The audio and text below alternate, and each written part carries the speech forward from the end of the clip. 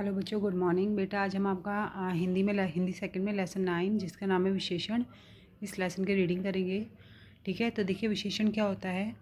तो जो शब्द, ठीक है, संज्ञा और सर्वनाम शब्दों की विशेषता बताते हैं उन्हें विशेषण कहते हैं। ठीक, जैसे है यह लड़की सुंदर है, राम परिश्रमी है, श्याम मोटा है तथा सांप काला है। तो देखिए इसमें लड़की को क्या उपमा दी गई? सुंदर की। ठीक, राम को परिश्रमी का, श्याम कैसा है? वो देखने में मोटा है। ठीक है, सांप कैसे रंग का है? काले रंग का है। तो इसमें जो सुंदर है, परिश्रमी है, मोटा है और जो काला है, ठीक है, तो ये शब्द क्या है? ये हर चीज़ की, यानी जो हर व्यक्ति है या कोई चीज़ है उस चीज़ के बारे में विशेषता, उसकी जो विशेषता है उसको बताते हैं। तो जो शब्द संज्ञा और सर्वनाम शब्दों की विशेषता बताते हैं उन्हें हम विशेषण कहते हैं। ठीक है, अब आ जाता है विशेषण के भेद। के विशेषण के कितने भेद होते हैं?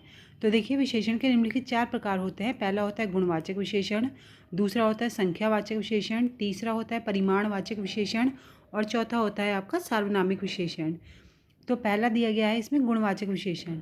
जिन विशेषण शब्दों में संज्ञा अथवा सर्वनाम शब्दों के गुणों का बोध होता है उसे क्या कहते हैं? गुणवाचक विशेषण कहते हैं। देखिए जैसे अब किसी व्यक्ति में कोई सुंदर होता है, ठीक है, कोई मोटा होता है, कोई चतुर होता है, कोई काला होता है, कोई बुद्धिमान होता है, तो उसमें उसकी जिन विशेषताओं का पता लगता है उसे क्या कहते हैं? विशेषण कहते हैं। यानी उसके जो गुण होते हैं उनका जो बोध होता है उसको हम विशेषण कहते हैं। जैसे इसके अंतर्गत जो आ जाता है हमारे देखिए भाव आते हैं। भाव के आधार पर गुणवाचक विशेषण बनते हैं। दशा के आधार पर, रंग के आधार पर, गुण के आधार पर, आकार के आधार पर, समय के आधार पर, स्थान के आधार पर और दिशा के आधार पर। जैसे भाव क्या हो जाते हैं? अच्छा, बुरा, कायर, झूठा, धनी, निर्धन, ये सब क्या है? हमारे भाव हैं। दशा कैसी हो जाती है कि रोगी, जवान, बूढ़ा, सुख, स्वस्थ, ताज़ा, ये सब क्या है? ये दशा के अंतर्गत आते हैं। रंग के अंतर्गत आता है सफ़ेद, गुलाबी, काला, पीला, चमकीला, नीला, हरा, पीला, आप कुछ भी, कोई सा भी रंग हो सकता है ना। गुण कैसा होता है? मीठा, खट्टा, दानी, भला, सुंदर, सच, झूठ आदि कुछ भी। ठीक है, ऐसे ही होते हैं आकार। कोई गोल होता है, कोई सुडोल होता है, कोई मोटा होता है, कोई पतला होता है, कोई लंबा होता है, कोई चौड़ा होता है। उसी तरह समय हो जाते हैं कि कुछ नया होता है, कुछ पुराना, कुछ मासिक, कुछ वार्षिक, कभी सुबह और कभी शाम। इसी प्रकार से स्थान है हमारे, तो ग्रामीण यानी गांव का, ऊंचा, नीचा, शहरी, सीधा, ये सब स्थान के अंतर्गत आ जाते हैं। उसके बाद आ जाती हैं हमारी दिशाएँ। तो ये क्या है? उत्तरी, पश्चिमी, पूर्वी दिशाएं, ये सब जो आते हैं हमारे, यह गुणवाचक विशेषण के अंतर्गत आते हैं। अब दूसरा आ जाता है हमारा संख्यावाचक विशेषण। तो जो विशेषण शब्द गणना, ठीक है, यानी गिनती का बोध कराते हैं उसे संख्यावाचक विशेषण कहते हैं। जैसे 5 विद्यार्थियों ने प्रतियोगिता में भाग लिया, तो यहाँ पर देखिए कितने विद्यार्थियों ने प्रतियोगिता में भाग लिया था? 5। ठीक है, तो जहाँ पर संख्या का बोध होता है वहाँ पर क्या होती है? संख्यावाचक विशेषण होती है। अब जो संख्यावाचक विशेषण होती है वह भी आपकी 2 प्रकार की होती है। पहली होती है निश्चित। ठीक, तो जो विशेषण संज्ञा अथवा सर्वनाम की निश्चित संख्या का बोध कराते हैं उन्हें हम संख्यावाचक विशेषण कहते हैं। जैसे 2 बालक खेल रहे हैं, तो इस वाक्य से हमें पता लगता है कितने बालक खेल रहे हैं? 2, यानी यह पक्का है कि यहाँ पर सिर्फ 2 बालक खेल रहे हैं, तो ये क्या हो गया? निश्चित हो गया। ठीक है, अब ऐसे ही दूसरा आ जाता है हमारा अनिश्चित संख्यावाचक विशेषण। तो जो विशेषण संज्ञा अथवा सर्वनाम की अनिश्चित संख्या का बोध कराते हैं उन्हें हम अनिश्चित संख्यावाचक विशेषण कहते हैं।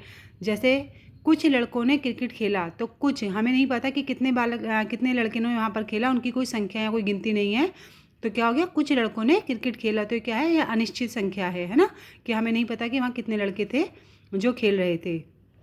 अब ऐसे ही आ जाता है हमारा परिमाणवाचक विशेषण। तो जिन विशेषण शब्दों से वस्तु की मात्रा, माप, तोल आदि का बोध होता है उसे परिमाणवाचक विशेषण कहते हैं।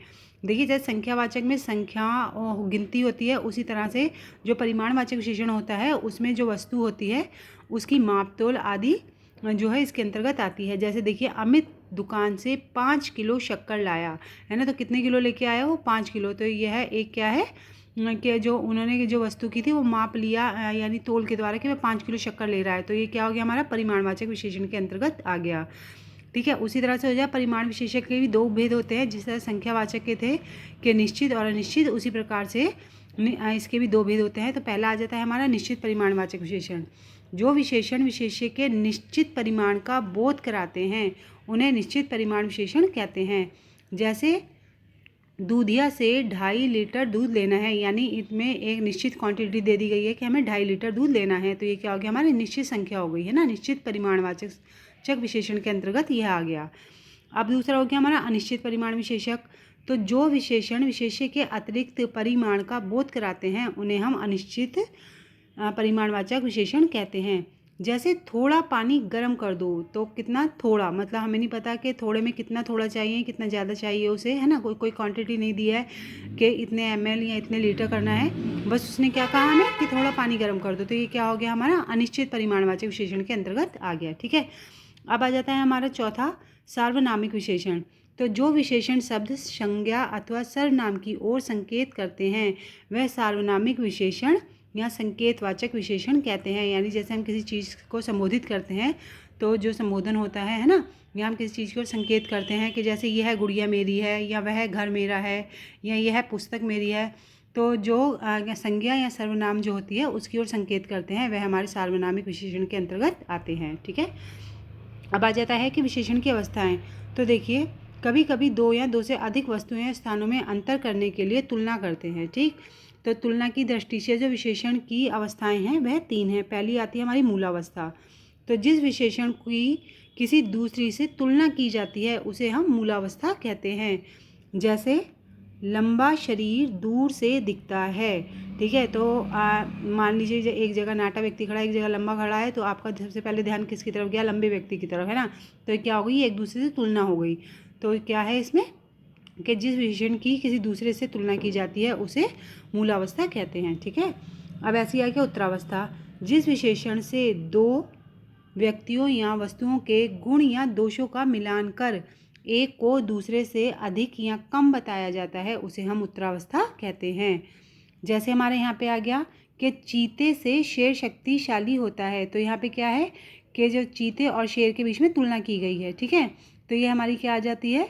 उत्तरावस्था आ जाती है। इसमें बताया गया है कि कौन किससे अधिक शक्तिशाली है, यानी दो के बीच में तुलना करके दूसरे के गुण को बताना। ठीक है, तो ये हमारी हो गई उत्तरावस्था। अब आ गई हमारी उत्तमावस्था। तो जिस विशेषण से किसी वस्तु, स्थान या व्यक्ति को सबसे अच्छा या बुरा बताया जाता है उसे हम उत्तमावस्था कहते हैं। यानी जिसमें सिर्फ किसी एक व्यक्ति को जो होता है या किसी स्थान को होता है ना, सबसे अच्छा बताया जाता है, उसको हम क्या कहते हैं? उत्तमावस्था कहते हैं। जैसे झांसी की रानी सबसे श्रेष्ठ वीरांगना थी, यानी हम लोग पढ़ते ही आ रहे हैं कि जो झांसी की रानी थी हमारे भारत की वीरांगनाओं में उसे सबसे श्रेष्ठ स्थान प्राप्त था। तो ठीक है, यहाँ पर जो है उन्होंने झांसी की रानी की तुलना जो की है वह सभी में सबसे ऊपर की है। तो ये क्या हो गई? इसकी उत्तमावस्था हो गई। ठीक है, अब आ जाते हैं कि हमारे जो हम उत्तमावस्थाएं उत्तरावस्था बनाते हैं वे कैसे बनाते हैं। तो देखिए, जैसे मूलावस्था है, ठीक है, जैसे लिखा है प्राचीन, तो इसकी उत्तमावस्था बनाने के लिए हम क्या करते हैं? इसमें प्राचीन के साथ प्राचीन प्लस तर, उत्तमावस्था बनाने के लिए तर का प्रयोग होता है। ठीक है, तो क्या बन गया? प्राचीन तर। उसी तरह से जो इसकी उत्तमावस्था होती है उसमें हम तम का प्रयोग करते हैं, तो क्या बन जाता है? प्राचीन तम। अब ऐसी देखिए यहाँ पे जैसे है उच्च दिया है, तो क्या इसका जो इसकी उत्तरावस्था है वह कैसी बन जाएगी? उच्चतर। ठीक है, और जो इसकी उत्तमावस्था कैसी बन जाएगी? उच्चतम। ठीक, तो जो उत्तरावस्था होती है उसमें हम तर का प्रयोग करते हैं और जो उत्तमावस्था होती है उसमें हम तम का प्रयोग करते हैं। ठीक है, उसके बाद आ जाते हैं कि विशेषण किस प्रकार से बनाए जाते हैं। तो देखिए, जैसे यहाँ पर संज्ञा शब्द दिए गए हैं कि परिवार, ठीक है, तो इनमें हम क्या प्रत्यय जोड़ के भी इनका विशेषण बना सकते हैं। जैसे परिवार का पारिवारिक, व्यापार का व्यापारिक, सप्ताह का साप्ताहिक, देव का दैविक, कुल का कुलीय। ठीक है, उसी तरह से आ जाते हैं कि सर्वनाम से विशेषण बनाना। जैसे सर्वनाम क्या दे दिए? वह, तो क्या करते हैं? वह का विशेषण कैसे बन जाता है? वैसा, है ना। जैसे सर्वनाम है कौन, तो कौन का कैसा। ठीक, अब ऐसी आ जाती है क्रिया, यानी काम से। ठीक है, क्रिया जैसे देती उन्होंने पत, ठीक है, तो क्या बन गया? पतित। लिखना का क्या बन गया? लिखित। तो ये सब क्या है? क्रिया। ठीक है, क्रिया से विशेषण बनाना। उसके बाद आ जाती है आपकी अव्यय से विशेषण बनाना। जैसे मध्य, अव्यय क्या है? मध्य, बीच का। ठीक है, तो क्या बन गया? मध्यस्थ। बाहर का बाहरी, ऊपर का ऊपरी, निकट का निकटस्थ है। ठीक है, तो जो हमारी इसमें विशेषण बनती हैं किसके से बनती हैं? देखिए, संज्ञा से विशेषण मतलब जो संज्ञा होती है उसमें प्रत्यय जोड़कर विशेषण बनता है, सर्वनाम से विशेषण बनते हैं, क्रिया से विशेषण बनते हैं तथा अव्यय से विशेषण जो है बनाए जाते हैं। ठीक है, अब बेटा इसके बाद इसका जो वर्क है वो आपको PDF से दे दिया जाएगा। बाकी आप इसको एक बार खुद स्वयं से रीडिंग कर लेंगे तो और अच्छे से समझ में आ जाएगा।